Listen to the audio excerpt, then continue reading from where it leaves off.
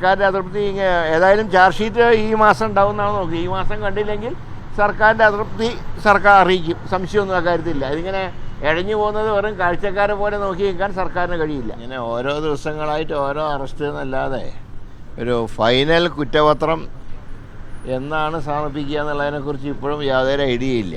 അത് കഴിഞ്ഞതിന് ശേഷം സർക്കാരിന് അഭിപ്രായം പറയാൻ പറ്റും. ഇപ്പോൾ അന്വേഷണം നടക്കുന്നു. അന്വേഷണത്തിൻ്റെ ഭാഗമായിട്ടുള്ള അറസ്റ്റുകൾ നടക്കുന്നു. പക്ഷേ ഈ അറസ്റ്റ് കൊണ്ട് മാത്രം ചാർജ് ഷീറ്റ് ആവുന്നില്ല. ചാർജ് ഷീറ്റ് ഫൈനലായിട്ട് കൊടുക്കുമ്പോഴേ സർക്കാരിന് തുടർന്നുള്ള ആക്ഷനിലേക്ക് പ്രവേശിക്കാൻ കഴിയും. ഏതായാലും സർക്കാർ കാര്യങ്ങൾ നോക്കിക്കൊണ്ടിരിക്കുകയാണ്.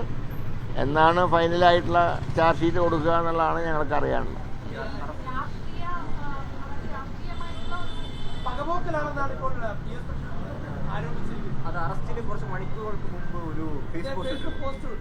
അല്ല, പ്രശാന്തിനെ ആദ്യം ചോദ്യം ചെയ്ത ആരുടെ കാലത്താണ്? ഞങ്ങളുടെ കാലത്തല്ലല്ലോ.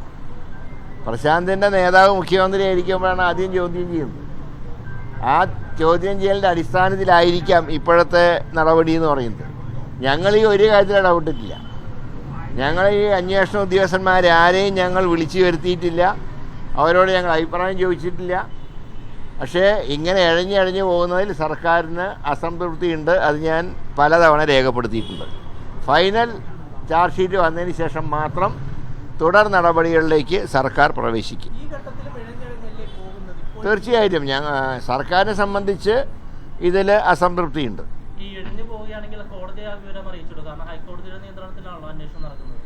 ഇനി എന്താണ് ഹൈക്കോടതി പറയുന്നത് തൃപ്തി രേഖപ്പെടുത്തുകയാണ്. പിന്നെ ഞങ്ങൾക്ക് എന്ത് ചെയ്യാൻ പറ്റും? സർക്കാരിൻ്റെ അതൃപ്തി ഏതായാലും ചാർജ് ഷീറ്റ് ഈ മാസം ഉണ്ടാവുമെന്നാണ് നോക്കി. ഈ മാസം കണ്ടില്ലെങ്കിൽ സർക്കാരിൻ്റെ അതൃപ്തി സർക്കാർ അറിയിക്കും. സംശയമൊന്നും അക്കാര്യത്തില്ല. ഇതിങ്ങനെ ഇഴഞ്ഞു പോകുന്നത് വെറും കാഴ്ചക്കാരെ പോലെ നോക്കി നിൽക്കാൻ സർക്കാരിന് കഴിയില്ല.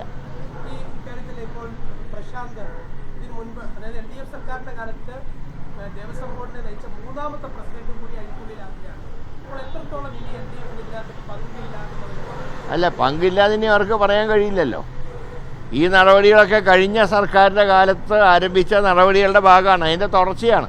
ഞാൻ പറഞ്ഞില്ലേ, ഞങ്ങളിതിലൊന്നും ഇടപെട്ടിട്ടില്ല. ഞങ്ങൾ ഒരു ഉദ്യോഗസ്ഥനെയും വിളിച്ച് ഇതിനെക്കുറിച്ച് ഒരു ചോദ്യം ഞങ്ങൾ ചോദിച്ചിട്ടില്ല. അതുകൊണ്ടാണ് ഞങ്ങളിത് വെയിറ്റ് ചെയ്യുന്നത്.